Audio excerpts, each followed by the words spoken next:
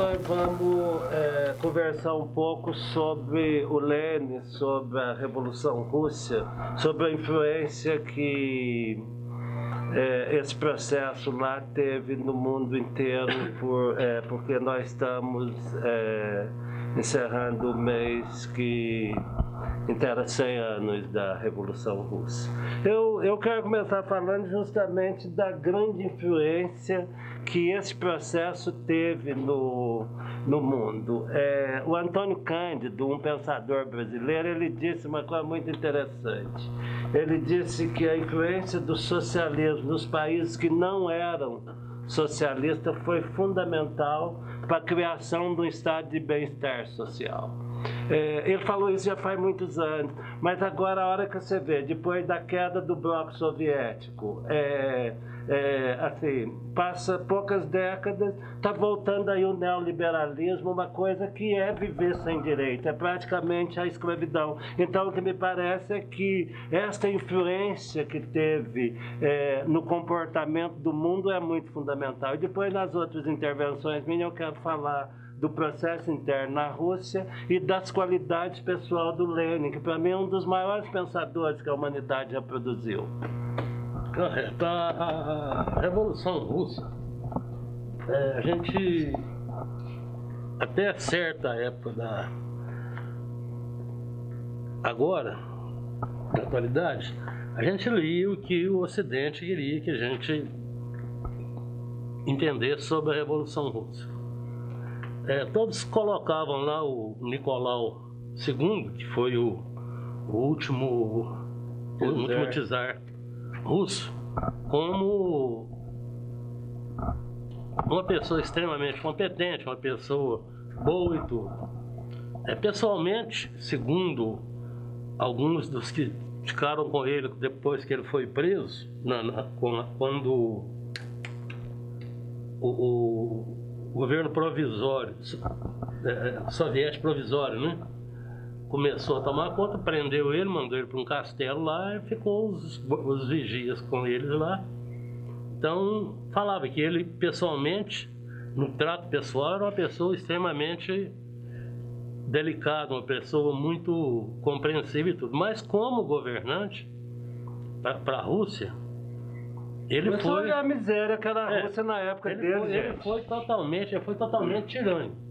Que, por exemplo, o Alexandre II, quando ele fez a distribuição de terra, apesar de que a maior parte das terras ainda ficou com a elite, com a burguesia, certo? A aristocracia, né? Muitos camponeses tiveram um jeito de trabalhar a terra que eles viviam trabalhar em proveito próprio daquela terra que eles viviam trabalhando lá, talvez nem em troca de comida, certo? Até eu me lembro quando Bakunin disse que... Bakunin não, foi Bakunin, disse que tinha vergonha de comer o pão porque o camponês que colhia o trigo não tinha direito nem de pôr a mão no trigo para alimentar os filhos. Você vê como que era a situação na Rússia czarista. Aí quando começou a industrialização russa lá, uma industrialização assim, tacanha, muito pequena, que o Nicolau queria promover, mas com capital estrangeiro. Então começaram a ter os conselhos, os sovietes, né? Que os sovietes nada mais é do que conselho das classes trabalhadoras. É uma grande invenção do Lenin. Então, o Lenin ensinou como é que um povo pode se libertar a partir da organização do país. Então, quando houve esse advento, os sovietes começaram a ter força de troca, porque antes não tinha nada, certo? E aproveitando disso, houve as várias revoltas, os vários levantes, quando em 1917, abril, no calendário gregoriano, eles tomaram o poder. Aí estavam todos os conselhos, mas mesmo assim ainda ficou a direção russa ficou com a elite ainda, com a aristocracia. Depois, a aristocracia foi tirada, foi em outubro de 1917, e ficou aquela batalha para ver a direção dos sovietes. Certo, então tinha os bolcheviques. Mas deixa eu te falar, eu queria falar um pouquinho do processo de construção dessa revolução. Depois você retoma isso. Eu penso que assim, a genialidade do Lenin está justamente em três coisas. Uma foi fazer uma fusão. Eu até costumo dizer que o Lenin é um filósofo quântico. Ele faz a fusão entre partido e exército. É a primeira vez na história que você tem a fusão entre partido e exército. Esse é um elemento importante.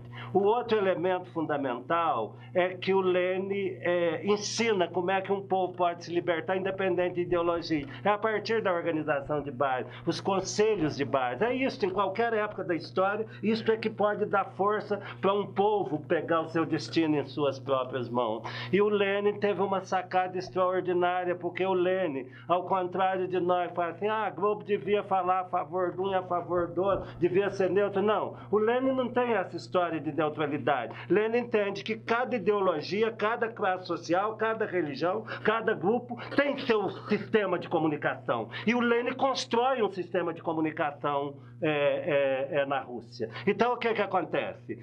Comunicação. Por que comunicação? Cada ideologia tem a sua comunicação. É porque, por mais que a gente pense que nós não somos influenciados, na verdade, o nosso comportamento e tudo que nós fazemos depende daquilo que nós ouvimos, daquilo que nos é dito. Essa influência ela é gigantesca. Tanto que, assim, existe dados onde, se você pegar 100 pessoas e falar, a chinela dele é verde. 100 pessoas repetindo isso, uma pessoa que chega vai enxergar verde. Nós somos influenciados. Então isso é um elemento importante. E essas três coisas faz de Lenin, para mim, o maior gênio do século passado.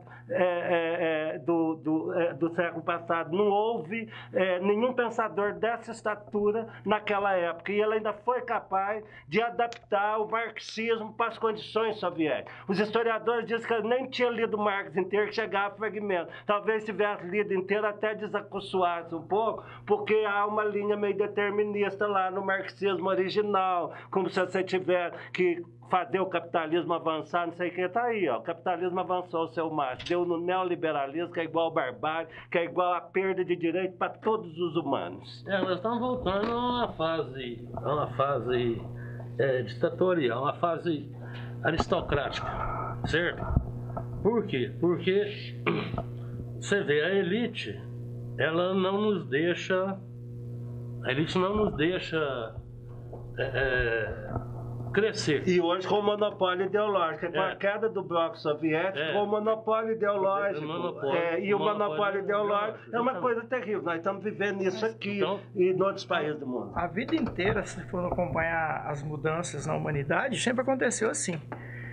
Eles veem uma mudança. Desde que a elite está no poder, desde que eles estão comandando, ditando a regra, para eles está tudo bom. Porque quando muda alguma coisa, eles ficam satisfeitos, se levantam contra de novo. Na Revolução Russa, pelo que eu li também, aconteceu isso. Não, mudou de início, teve uma pequena revolução lá em 1905, um levante.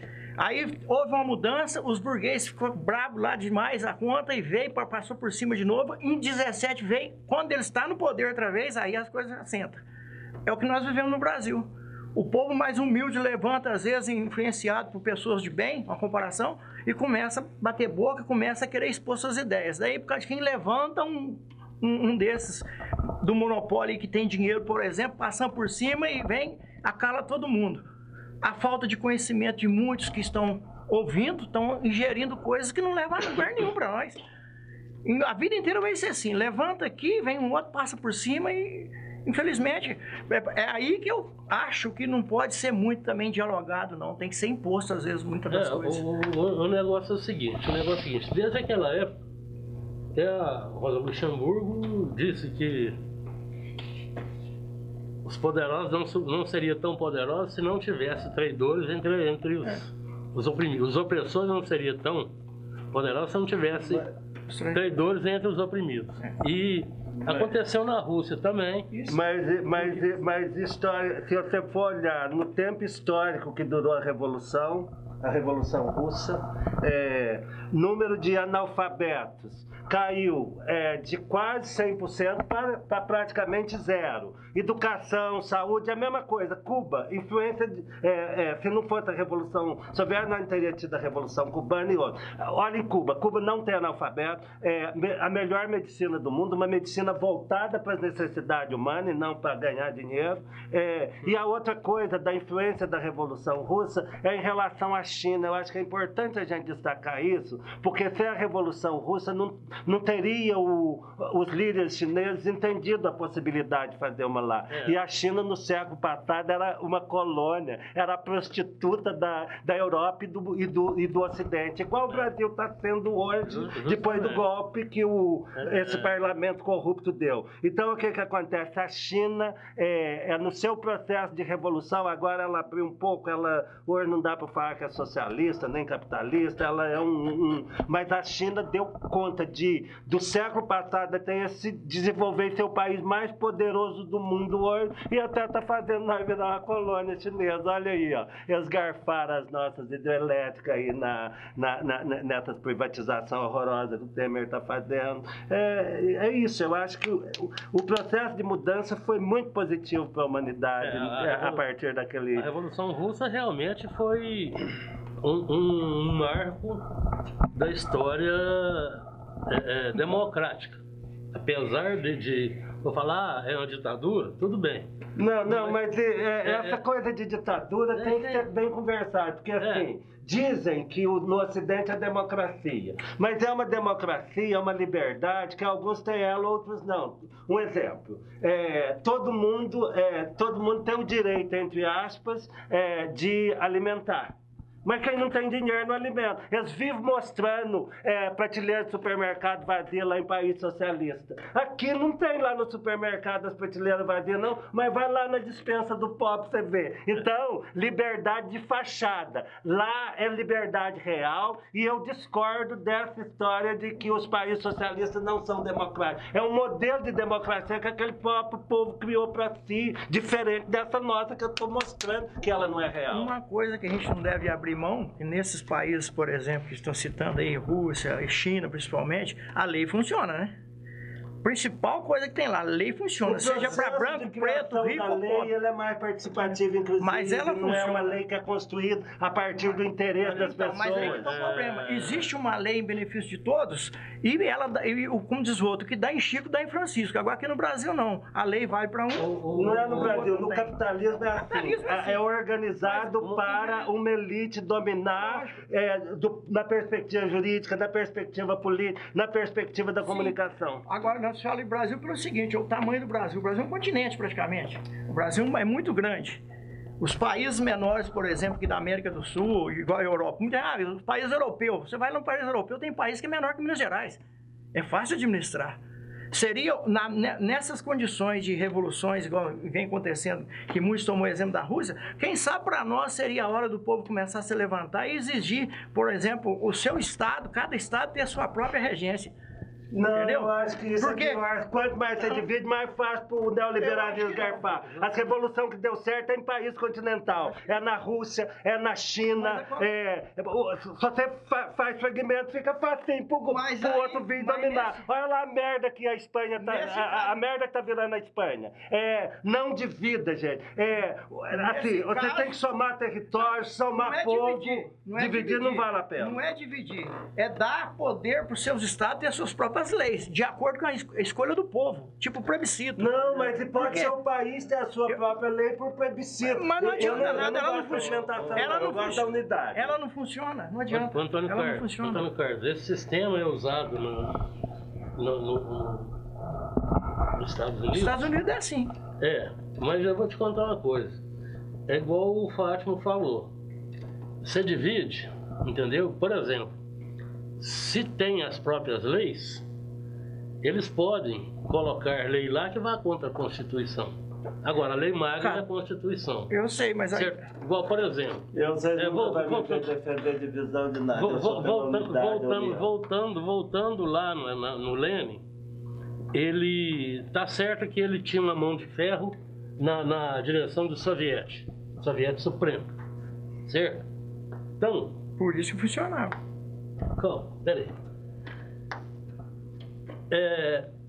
Eram mais... Dentro do partido, dentro do partido dele, as coisas eram participativas. Ele ouvia o Soviete Supremo. Que o Soviete Supremo era o quê?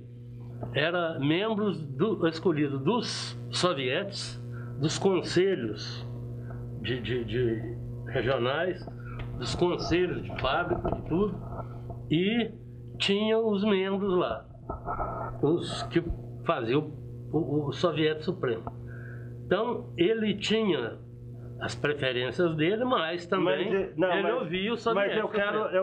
Eu falei de 3 coisas importantes que ele inventou, mas tem uma quarta importantíssima.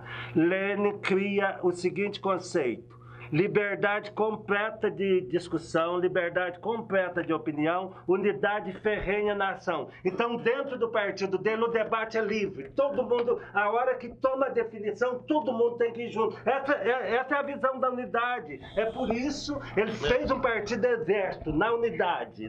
Mas isso aqui no Brasil não funcionaria. Funciona. Porque, por mais que o povo tenha a condição de decidir se tem uma unidade só, quem que tá lá pra cima, por exemplo, a turma da elitizada, por exemplo, vai achar assim, não. Se for bom pra mim, nós aceitamos. Você organizar os conselhos populares. Mas o brasileiro. Aí quem vai escolher os políticos a ser eleito é esses conselhos. É uma coisa muito melhor. O problema é que o brasileiro não tem espírito coletivo. Tem, é mentira isso. O Brasil vem de uma cultura animista que são os índios, os negros, e esse espírito coletivo ele perdura até hoje. Você vai aí no povo de Congado, de festa de reinado, para você ver. Assim, o espírito coletivo é o espírito genuinamente do nosso povo. Esse espírito individualista, ele é trazido da Europa. Nós importou isso. Nós importou religião estrangeira, que é o cristianismo. Nós importou até o ateísmo que nós importamos é estrangeiro. O ateísmo Augusto Coelho. Não é universal coisa nenhuma.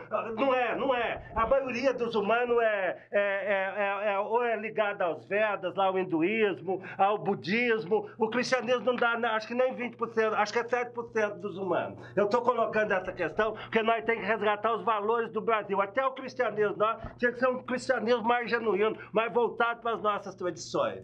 Até o ateísmo nosso é um ateísmo importado. Justamente. É só você pesquisar, Antônio. Olha, a maioria dos humanos, há 1 bilhão praticamente de budistas no mundo. Acho que é 7% de cristãos só. Eu tenho que pesquisar. O que acontece é o seguinte: Cristo é unidade.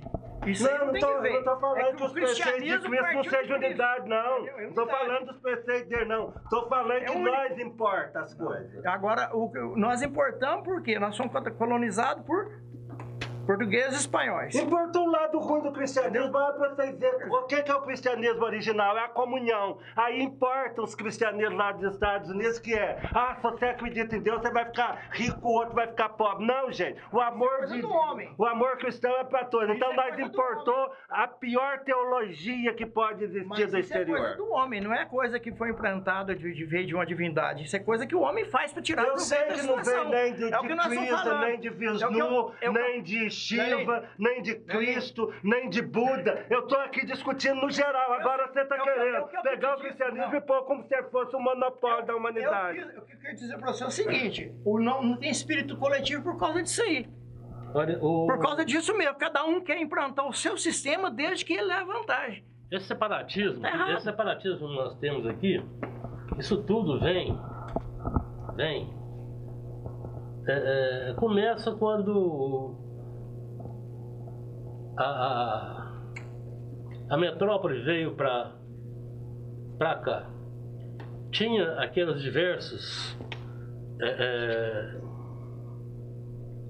os mandatários, né? Dono das capitanias hereditárias. Então tudo era separado por os que apoiavam o rei, os que queriam liberdade e tudo, já vem daí. Outra coisa, os escravos, os degredados, quer dizer, eram tudo pessoas, os escravos queriam a liberdade, queriam sair, fugir para a selva, ficar, tal, igual com a fundação dos quilombos, que aconteceu, certo? Os que eram deportados, vinham para cá, eles queriam ficar, como diz, tinha que valer a vontade deles e pronto, acabou. Você vê o Romão Fagundes, Borba Gato, eram tudo praticamente degredados. O Romão Fagundes é degredado, certo? Então, esse separatismo... Nossa elite foi formada pela escória dos portugueses, isso é um fato. Mas não vão perder de vista a Revolução Russa. Justamente. Então, eu só estou falando só sobre o separatismo, certo? Agora, se você ver, por exemplo, na Rússia, existia também essa coisa de separatismo, certo? Por quê? Que foram conquistas lá do Ivan o Terrível, né? Que veio com o exército russo, que era enorme e era potente, e veio conquistando vários países ali na região, os estados, esqueci o termo que eles usam lá, mas eram os países que eles iam conquistando e agrupando ali. Com Alexandre II, começou a ter uma melhora na relação entre aqueles estados e a Rússia central, certo? Depois o Nicolau, ele chegou a atrapalhar essa relação. Aí o que acontece? Veio o Lenin com conhecimento dele e fez o quê? Tirou aquela elite que vivia só sugando e colocou o povo no poder, certo? Colocou o povo no poder. Houve batalhas entre o exército branco, certo? Que eram os remanescentes imperialistas, czaristas, esqueci o nome dele, Kamenev, que chamava um dos comandantes lá do exército branco. Aí o Trotsky conseguiu vencer o exército branco, tal, acabou, separou. O Nicolau com a família toda foi aniquilado.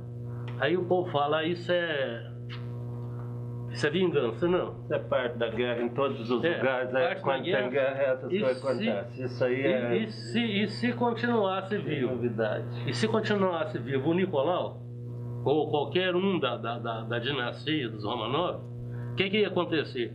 Ia ter sempre levante querendo voltar eles para o poder. Por quê?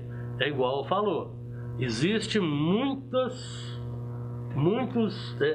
traidores entre os oprimidos. Mas são os interesses internacionais que compram e constroem esses traidores. Eu até queria pegar um gancho aqui numa questão que eu acho que tem um brasileiro que eu acho que é o que nós temos de mais parecido com o Lenin. O nome dele é Leonel de Moura Brizola. O que acontece? Eu estudei muito esses dois, tanto Lenin quanto Brizola, faz tempo que eu dedico a estudar, porque eu gosto muito de ambos. O Brizola, ele adota um princípio do Sun Tzu, que é a lei moral primeiro. Então ele tem que ganhar o poder pelo voto. Essa é a perspectiva dele. Essa que é a lei moral que está valendo. Vão ganhar pelo voto. Mas daí você resiste armado, se for o caso. E o Brizola, para resistir ao golpe militar de 64, ele criou o grupo dos 11, que nada mais é que os conselhos populares lá do Lenin. É por isso que eu penso assim, olha para vocês verem, o governo do Brizola no Rio Grande do Sul deu muito certo, escolarizou o povo, aquele estado desenvolveu. Do Rio de Janeiro foi um governo... Vocês já notaram que os governos chamados de esquerda são sempre governos preocupados em dar educação, dar saúde. Essas são coisas importantes. Agora, essa elite brasileira ela é tão tacanha, gente, que em todos os países da América do Sul teve escola, teve universidade em 1600, até antes. No Brasil, a primeira escola foi em 1900 e alguma coisa, 1920. Foi 400 e tantos anos depois do país descoberto que se fez a primeira universidade. Porque nós temos uma elite que quer tudo só para si e escravizar o povo ao máximo. E tem um detalhe também, por exemplo, igual você falou na escola aí, você não vê nunca um professor ser valorizado. Porque esses dias eu estava lendo uns posts aí de um grupo, nem sei o nome do grupo. É o cara falando que acha um absurdo. Eu também achei absurdo o que ele falou, né? Achei um absurdo um professor universitário ganhar mais de 10 mil reais por mês. E eu não acho um absurdo um juiz ganhar 80 mil por mês. Pois é, aí nesse post, até eu consultei na página do cara e ele falou isso mesmo. Aí tem uma menina aqui de Minas, chama Vivi Carabino, falou assim, Bolsa Família você achou ruim, mas você aprova a compra de deputados. Aprova bolsa, paletó, aprova bolsa, coisa.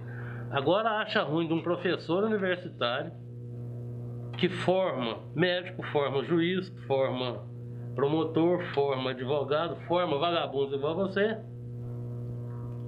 Você não acha um absurdo um juiz ganhar até, que tem o caso de um juiz, não sei que lugar aí, que ele ganha mais de 120 mil reais por mês. Mato Grosso. Mas não é um caso, existem muitos casos, muitos casos. Então o negócio é o seguinte, essas coisas assim, isso teria que ser combatido, mas combatido com o quê? Com conselhos, você pegar e fazer igual o Lenin fez, pegar e estudar tudo isso aí e colocar, vem cá, qual que é a profissão que tem que ser mais valorizada em um país? É de juiz? Não, tem que ser bem valorizado, tem. É de um promotor? Não, tem que ser bem valorizado, tem. Do médico? Não. Por quê? Porque não existiria o médico se não tivesse professor. Certo? Quer dizer, ele juntou... Mas o grande lance é você conseguir estreitar o valor entre o maior salário numa sociedade e o menor. É assim que você começa a fazer um mundo melhor. É o estreitamento da diferença. Isso é que é o fundamental. Só que esse governo assim não consegue fazer isso. Não, isso que nós temos. Nenhum deles. Porque se você analisar bem, para você ver, pegando o gancho que você falou a respeito de salário aí, por exemplo, dá-se um aumento de salário anual aí, por exemplo, em torno de 5 a 10% quando chega a 10%. Para todo mundo. É aposentado, é quem está na ativa, é todo mundo. Aí vai voltar o salário dos políticos lá em cima. Para eles joga 30%, 35%, 50%. Para ninguém fazer nada com eles, eles pegam e enfiam essas mesmas porcentagens no judiciário. Quer dizer, é uma máfia. Então não tem como estreitar isso. No Brasil não funciona porque, primeiro, as classes aqui embaixo não têm poder para fazer uma mudança. Para levantar a conta e fazer uma mudança. Porque não tem uma instrução legal para isso. E segundo, quem está lá em cima que podia fazer diferença são ratos, só pensam neles. Então, quer dizer, como é que você faz num país desse? O diálogo aqui é muito difícil. Aqui, na minha opinião, então, é só na imposição mesmo, não tem como. O Stalin é o cara mais injustiçado pelo Ocidente. As pessoas esquecem do contexto onde Stalin governou. Stalin governou num contexto de guerra. Ele tinha que enfrentar Hitler. Ele tinha que enfrentar o Ocidente todo tentando minar aquilo lá. Então, eu quero defender Stalin em relação ao contexto onde estava. As pessoas costumam isolar. Não, o Lenin foi um período de mais paz. Stalin enfrentou guerra mundial. Então, gente, em guerra, como é que você vai fazer? Na mentalidade da Rússia, que era possível eles, com o povo, conseguir fazer da Rússia um país grande. O Stalin, por sua vez, chegou e pegou, apesar de uso, de truculência e tudo, porque, igual você disse, estavam no estado de guerra, certo? O Stalin pegou e levou a Rússia onde ele achou que devia de ser. Até quando Brezhnev entrou, ele falou que ia fazer uma desestalinização da Rússia, certo? Mas o Stalin, apesar de ser vingativo, por exemplo, ele não admitia o Trotsky falar o que ele sabia, do Stalin sabia do coisa lá, Sujeito em guerra, é assim, eu defendo certas coisas do Trotsky, mas tem que entender, Stalin em guerra com o mundo inteiro, aí o Trotsky vai tentar avacalhar lá o regime dele também com blá blá blá, tem que entender as coisas no contexto, gente, porque senão fica parecendo, o Stalin mandou matar Trotsky, não sei o quê, mas o Stalin está em guerra com o mundo inteiro e o Trotsky está lá atazanando, tentando, mandando, é difícil, guerra é guerra. Ué. Então, o que acontece? O Stalin criou universidades, certo? O Stalin é muito injustiçado, eu sei por quê. O Lenin vem das elites, assim, primeiro eu quero dizer o seguinte, tanto faz a origem de classe da pessoa, Caio Prado Júnior, para mim é um dos maiores revolucionários brasileiros e vem da elite, então não importa de onde vem. Agora o preconceito em relação aos que vêm das classes subalternas é maior, como o Stalin vem do povo mesmo, vem dos de baixo, aí a ripa nele é maior, mas costuma ter o oposto também. A Alessandra Kollontai é uma filósofa que ajudou muito na Revolução Russa. E ela é da alta burguesia, acho que da Finlândia. Acho que é da Finlândia. E, gente, a alta burguesia perseguiu aquela mulher acima de tudo. Costuma ter o oposto também. Se o sujeito vem das elites e é bom demais, eles perseguem muito. Mas os que vêm dos pobres tem que estar perseguindo. Nós temos exemplo aqui no Brasil. Sujeito que vem dos pobres não pode ser governo. Nós tivemos em Perdões esse exemplo aí. Sim, quem vem de baixo, começou do zero lá, com honestidade e tudo, não tem vez, não tem moral nenhuma. Você vê, por exemplo... Ninguém nunca aceitou isso. Hand, todo mundo, o Ocidente, coloca a Ayn Rand lá nos píncaros, né? No entanto, você vê e dela falava que ela era uma anarquista. Pô, Emma Goldman detestava a Ayn Rand. Por quê? Ela... Não é Ana Goldman, não. Foi um outro. Estou para lembrar o nome de um anarquista lá. Porque as ideias dela eram boas até quando ela ficou... viu o que o capital podia fazer para ela. O capital corrompeu ela. Ela veio para os Estados Unidos e foi corrompida pelo capital. Certo? Então, o negócio é o seguinte. Voltando às coisas lá... voltando ao Stalin, quando ele morreu, a Rússia já era a superpotência. Era a única potência que fazia frente ao Império Norte-Americano. Portanto, a Guerra Fria continuou até... Tem um estudo muito interessante que é recente que eu vi, mas ele é mais antigo. As mulheres do bloco ocidental tinham menos orgasmo do que as mulheres do bloco oriental, quer dizer... o socialismo dá mais felicidade. Isso é pesquisa, isso pode olhar lá na internet. Então, tem alguns elementos, assim, eu falei da saúde, falei da educação, a questão da segurança também dos países socialistas é maior, e o sexo lá também funciona melhor, as pessoas gozam mais, é muito beleza pelas pesquisas que nós temos.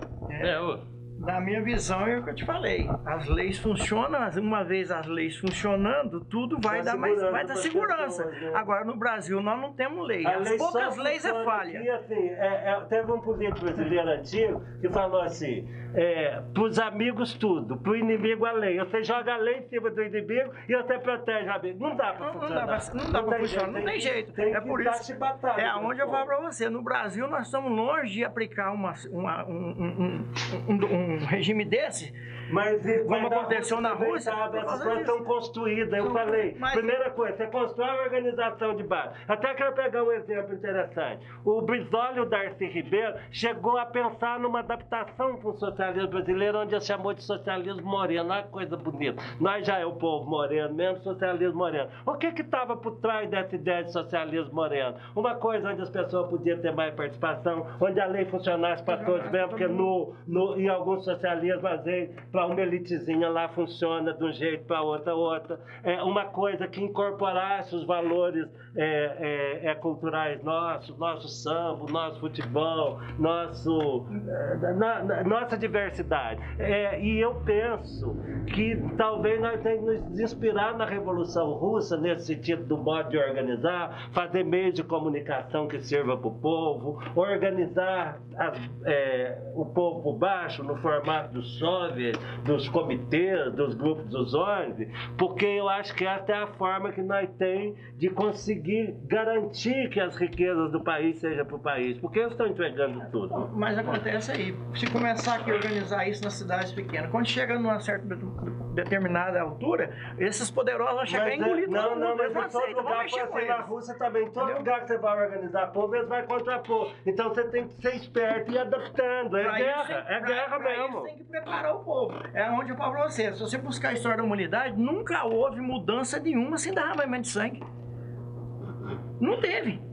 Se você buscar na história, não teve. Eu também não enjei de sangue, se precisar não. Até porque essa história de derramamento de sangue, costuma falar, não, você não pode ser violento. Mas olha quantas crianças morrem de fome no país, olha quantos jovens negros são mortos na periferia todo dia, olha a perseguição que é o pobre desse país tudo. Eu vi um caso hoje que é surpreendente. Se ele desaparecer ou comunicar para a polícia, tem que esperar acho que 24 horas para ele sair caçando. Um empresário lá numa cidade hoje, saiu no jornal hoje, eu estava esperando ele para o almoço, ele não apareceu, ele ligou, a polícia já começou a procurar. Quer dizer, o que é rico tem um tratamento diferente do grosso da população. Esse é o problema. Então, quer dizer, é por isso que eu falo, no Brasil é muito difícil aplicar esse tipo de coisa.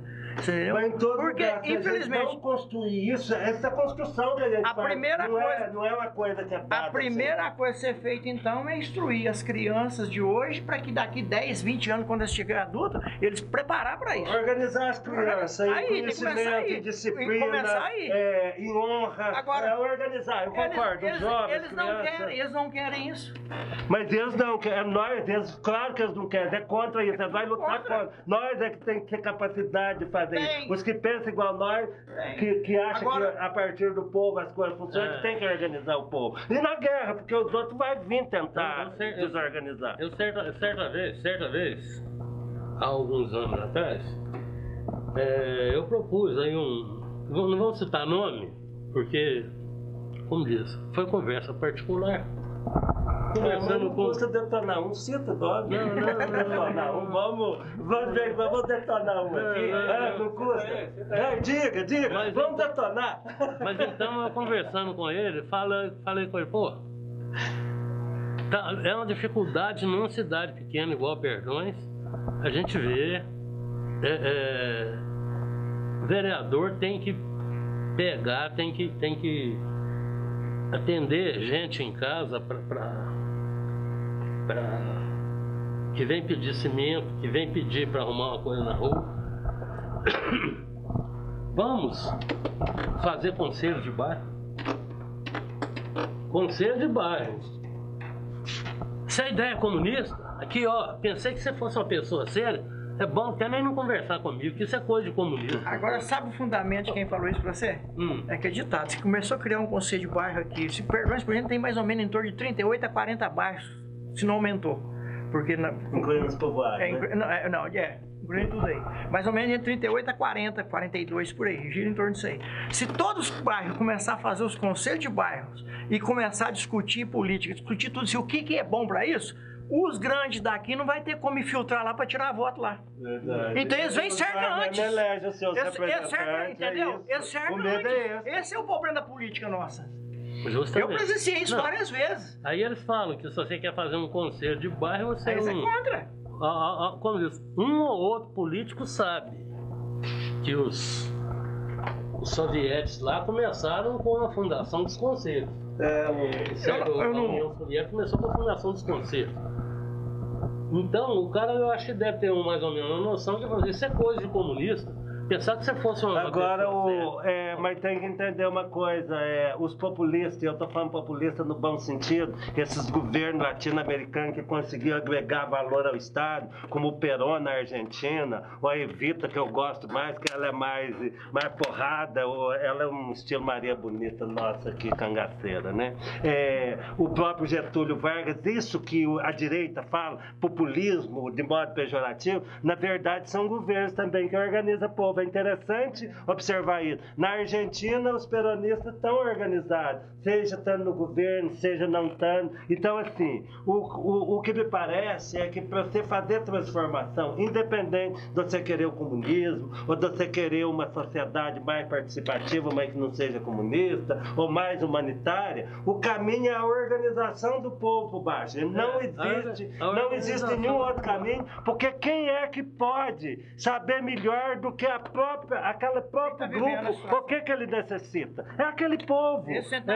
Vocês podem observar o cara que mais fez, sem entrar em mérito aí de outras coisas, o cara que mais fez universidade, criou vaga em escola no Brasil, é um presidente que é até quase analfabeto, que é o Lula. É o que mais fez. Por quê? Porque ele sentiu vontade de ir para a escola na época dele. Aí não pode, aí ele jogou a pobreza na escola. E isso é um dos problemas desse governo também. Põe pobreza na escola, a elite acha ruim porque não gosta de cheiro de povo. Mas nós não tem nada a ver com essa elite tacanha. Nós temos que organizar povo e, se precisar, enforcar esse povo nas suas próprias tripas. Eu falo esse povo das elites, das suas próprias tripas. Mas sempre eles que dominaram, sempre eles que atrapalharam o crescimento das pessoas que estão embaixo. Infelizmente é isso. Mas então, a Revolução Russa deixou pra gente... A Revolução Russa deixou pra gente exemplos extremamente positivos, tanto na área econômica, o país desenvolveu, na área educacional, até na área da felicidade humana. Eu falei, o sexo na área melhor. Na área de saúde, na área de segurança pública. Quer dizer, eles tiveram que fazer uma restrição. E o medo daquela revolução fez as elites capitalistas fazer algumas concessões, como direitos trabalhistas, vários, assim. Tanto que a hora que o bloco soviético se dissolveu, olha onde nós chegamos. Estamos chegando num processo do século XVII. Até a escravidão está voltando no mundo. Não, no Brasil você vê esse problema da reforma trabalhista. Combinado ainda com aquela medida de não deixar fiscalizar trabalho escravo, você pensa para onde nós vai. Justamente. Então, mas caiu no Supremo, parece, por enquanto. Por enquanto, né? Mas não dá para confiar nesse Supremo, não. O povo vendido, gente. Esse Supremo Tribunal Federal que nós temos é o povo mais vendido que tem. Ele julga uma mesma coisa. Se ele julga do jeito, se eu julgo do outro. É um povo que não merece uma gota de confiança. Acho que o Gilmar Mendes precisava até ser impeachmentado. Eles são indicados por eles mesmo em cima. É tudo a mesma coisa. Tudo a mesma laia. O amigo do presidente, o amigo do deputado. E o amigo do juiz é essa catambagem. Em época de eleição aqui em Perdões, por exemplo, eu sempre falo isso aí. O povo que estraga a política, falando da nossa cidade principalmente, que todo lugar é assim, chama o formador de opinião. Por quê? O formador de opinião vai lá no bairro, vê quem é o cara que mais fala lá, que mais conversa com todo mundo, que forma opinião. Aí, de repente, o cara é um pilantra, ele quer levar vantagem. O cara vai lá, banca ele, ele espalha. Em vez de ir naquele idealista, aquele que tem sonhos de mudança, eles vão justamente no picareta. E o povo acompanha. O idealista não vai nem votar nele, porque o idealista tem outra perspectiva. Entendeu? Mas o idealista, ele pensa coletivamente. Com certeza. Essa é a diferença. É por isso que eu bato de frente em relação a essas coisas. Eu sempre estou falando isso aí. O problema nosso maior que nós vivemos no Brasil, e acho que daqui 50 anos vai estar do mesmo jeito pelo andar da carruagem, chama analfabetismo. Principalmente o político. Não vai haver mudança porque, infelizmente, não há instrução. O povo não quer aprender. O povo não interessa por isso, não adianta. E se você começa a falar demais, isso é uma raiva de você. É o contrário. Mas na hora que as pessoas começam a compreender, elas participam. Eu já participei de muitos movimentos organizados, participei de várias lutas aqui no município mesmo, luta da educação, luta lá do povo da represa, para não deixar a poluição lá. Eu participei de muitas lutas. Tem muitas pessoas nesse meio, idealista, que tem inteligência e enxerga assim, mas tem medo de se expor. E quem se expõe justamente é aqueles que não entendem nada e querem tirar vantagem. É o caso, Esse é o problema nosso. o caso Antônio Carlos, é que é o seguinte, as pessoas que pensam, o meu modo de ver, chega numa época dessa aí, você pega um cara desse, que é formador de opinião, e normalmente você reúne em boteco. Em boteco. Começa por aí. Você chega no boteco, eles estão pagando cerveja e pinga, os candidatos.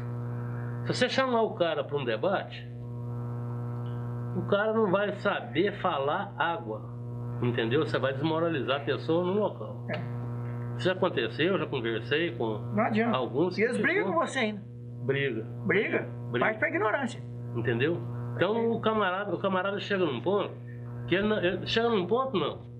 Qualquer coisa que você falar sobre administração pública, sobre economia, sobre saúde, sobre educação, eles não vão ter água para falar. Não vai. Entendeu? Então, você pegar, se nós começarmos a fazer isso, por exemplo, no seu bairro, eu no meu, e ver outros que pensam como a gente também, que tem argumento, tem debate, a gente pode começar a derrubar esses formadores de opiniões. Não é formadores de opinião, são compradores de opinião. Não, eles formam opinião em cima de quem não entende nada. São manipuladores. São pagos pelas elites aqui que querem tirar proveito lá, entendeu? Porque chega no boteco. É aí que não entra o conselho que você falou de bairros. Porque se entrar o conselho, ele não vai ter acesso lá mais. Não vai não. Você entendeu? Então, aí eles acordam antes, eles vêm cá e ó. Agora, eu acho, parece, por exemplo, no caso da gente aqui em Perdões, no caso. Eu acho que o Conselho de Bairro tem até uma verba federal que é destinada a isso. Mas tem que ser bem organizado. Você quer ver uma coisa? O Conselho de Bairro tem que... Mas você depender do Estado, essas coisas já ficou mal. Só pegar no canto. O Conselho de Bairro automaticamente vai formar uma associação. Essa associação tem que ser muito bem encaminhada, estruturada, com pessoas dignas, pessoas de bem na frente. Só que quando começa a dar certo, aparece um espertalhão que sabe falar bonitinho e convence todo mundo e quer pegar a presidência. Mas não quer pegar a presidência para ajudar ninguém, quer para se promover. É aí que está o problema e as pessoas não enxergam isso. Não discernem isso. Não organizaram a associação, não organizou em movimento mesmo. Movimento, eu sei, mas acontece que o Conselho de Bairro, que o Deco falou aqui, por exemplo, parte de um princípio de ter uma associação. Você entendeu? Não necessariamente. Não necessariamente, mas acontece que leva para esse lado, porque sabe que aí vai ter regalia. Leva, mas não necessariamente precisa ser isso aí. Então, isso aí é uma coisa que a gente pode até uma hora conversar, fazer um debate sobre isso, né? Sobre esse problema de movimento de base, associação de bairro. A gente pode até, uma hora, a gente vai entrar numa discussão sobre isso, né? Pra você ver, Agora, nós estamos fugindo bastante do assunto, mas vamos retornar ao fato... De algum modo, porque em função do soviético e tal... Mas isso aí tudo... Por que eu abordei isso? Porque os países que copiaram essa revolução, muitos progrediram, cresceram e foram embora. Aqueles que não copiaram, o que acontece? Ficou lá parado. O Brasil é um dos que vai ficar parado. Porque eles não querem copiar as coisas que é bom. Que o negócio é o seguinte... Quer copiar o que dá lucro. Não tem jeito. O capitalismo, ele quer o Estado mínimo. Certo? Que é o Estado mínimo. Mínimo, mas tem mínimo para o povo e máximo para os empresários. Porque, por exemplo, agora eles venderam lá o pré-sal. Acho que arrecadou menos de 7 bilhões, né? E vocês sabem que o BNDES vai emprestar 20 bilhões para essas multinacionais petrolíferas que comprou... Quer dizer, não, para comprar, para explorar, quer dizer... Por que não der para mim, para nós, quer dizer, é uma bandidagem, gente. Terceirizando, eles metem a mão. Então, o negócio é o seguinte, esse é o problema. O negócio é o seguinte, o exemplo que veio da União Soviética, certo? O exemplo que veio de lá com a Revolução Russa foi muito positivo, de falar a verdade, em todos os aspectos. Porque a maioria se satisfez, né? Porque é aí que é o tá seguinte, o X da questão. tiveram que passar um um período de tempo aí de 50 anos, acho que não chegou nem a 50, né? Como diz, de penúria, chegou. Mas hoje é um país progressista. Hoje é uma das potências do mundo. Tanto que... Mas eu até acho que teve melhor na época do socialismo que hoje a Rússia. Agora tem que entender uma coisa. Socialismo num país ou no outro é difícil, porque os capitalistas dos outros invadem, faz boicota, faz tudo quanto é bagunça. Então essa ideia que o Trotsky trazia, o próprio Lenin, de você construir o socialismo, você empenhar em construir um modelo. Eu não gosto nem muito do termo socialismo, nem comunismo, eu gosto de usar a expressão comunhão. As pessoas entendem melhor, é um regime de comunhão. O que é comunhão? É todo mundo esforçar para produzir e as necessidades básicas de todo mundo ser supridas, gente. Assim, um regime de comunhão é um regime humanitário. Então, assim, a hora que fala socialismo, comunismo, as pessoas assustam um pouco com o termo. Não, é um regime de comunhão. E para construir isso tem que construir no mundo todo mesmo. E é a partir da organização desde quando eu era criança, eu cresci ouvindo, quando se falava em socialismo e comunismo, a elite, que é isso? Isso aí é massacra o povo. Quer dizer, vai mexer no que é deles. Eu tenho que é igual, não mudando de assunto aqui, mas, por exemplo, igualzinho na questão da divisão de terra, que lá na Rússia também teve isso, eu estive lendo. Por exemplo, aqui no Brasil, teve uma vez, eu não lembro quem mais, eu falei a memória, lá nos anos 90, me parece, quando estava aquela pressão para a reforma agrária e tudo, perguntaram um dos líderes lá em cima, um dos deputados na época lá, assim, você é a favor da reforma agrária? Eu sou, desde que não mexa com a minha terra. Esse é o país que nós vivemos, quer dizer... Não tocando no que é meu, vocês podem fazer o que vocês quiserem. Como é que faz com um país desse? Isso aí você vê, por exemplo, esses família Sarney, dona de Meio Maranhão. E assim vai. O Mag, né? Mag, dono de Meio. Agora, uma coisa Meio Mato Grosso. Uma coisa que eu penso que o Lenin, a Revolução Russa, conseguiu, em termos de influência global, foi urbanizar mais o mundo. E esse processo ele aconteceu por um período e depois, com aquela traição do Gorbachev, que resolveu destruir a União Soviética, com muito dinheiro do Ocidente enfiado lá, para ajudar a destruir, isso está se perdendo. Eu acho que nós agora estamos num processo de descivilização, de desumanização. Vocês podem observar situação igual essa, que o Brasil está, a África vive, eles pegam as riquezas da África, tudo.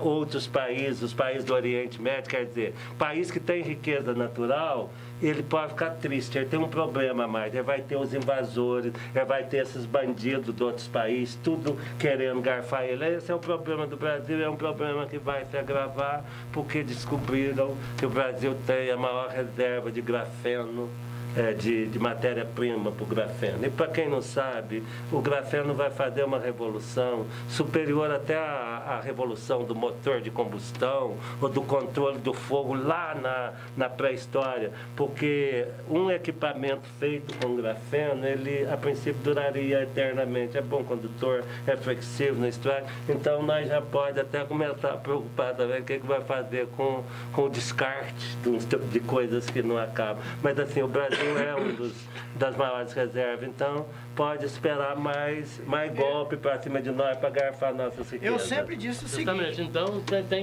nós temos que ter aqui um governo nacionalista, certo?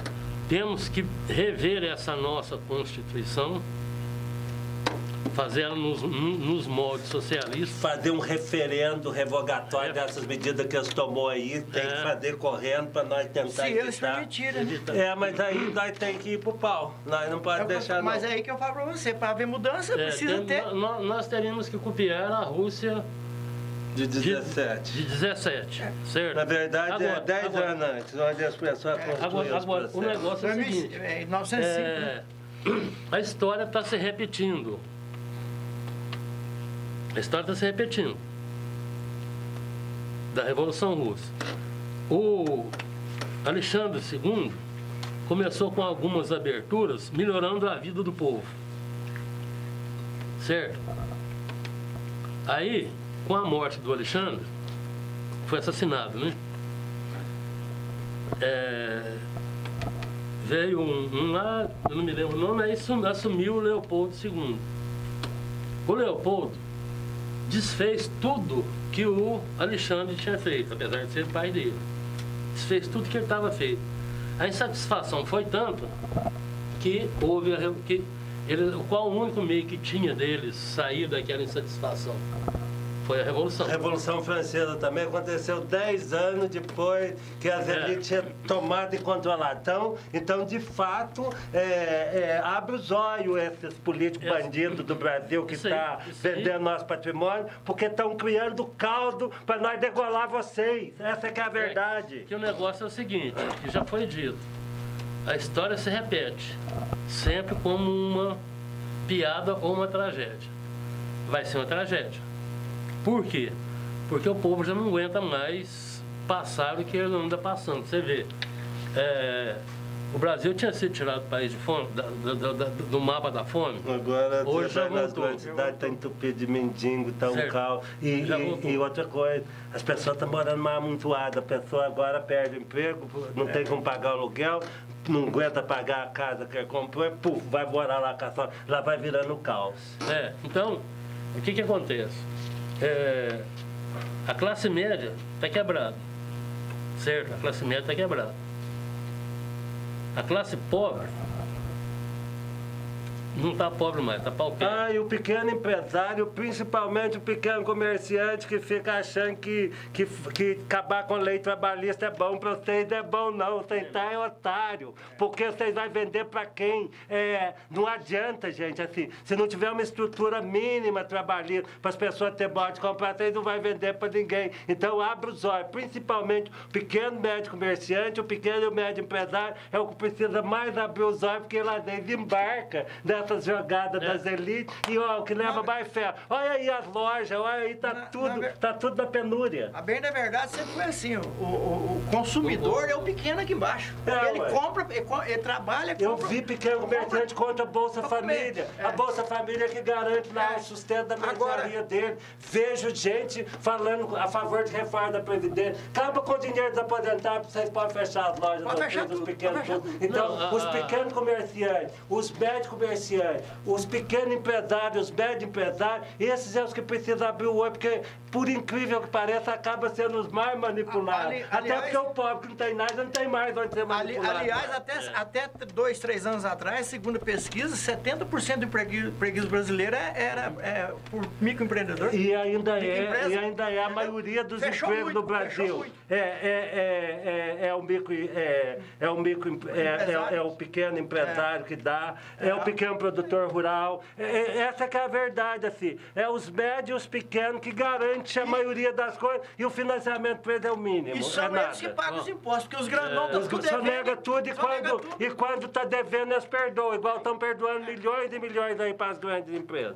Como o programa já está no final, né? Então, eu só queria dizer o seguinte, meu ponto de vista é que, apesar do Ocidente ter feito a gente acreditar uma coisa da Revolução Russa que só foi negativo, depois que nós tivemos a oportunidade de ver tudo, pesquisar livremente sobre o que aconteceu na Rússia, eu só tenho a dizer o seguinte, foi positivo e espero que outros sigam os caminhos, já não vai ser necessário mais tanta mortandade quanto existiu por causa do problema de fome, logística e tudo, comunicação, que todos os países possam criar uma sociedade satisfeita, uma sociedade igualitária, para que nós possamos viver um mundo mais tranquilo.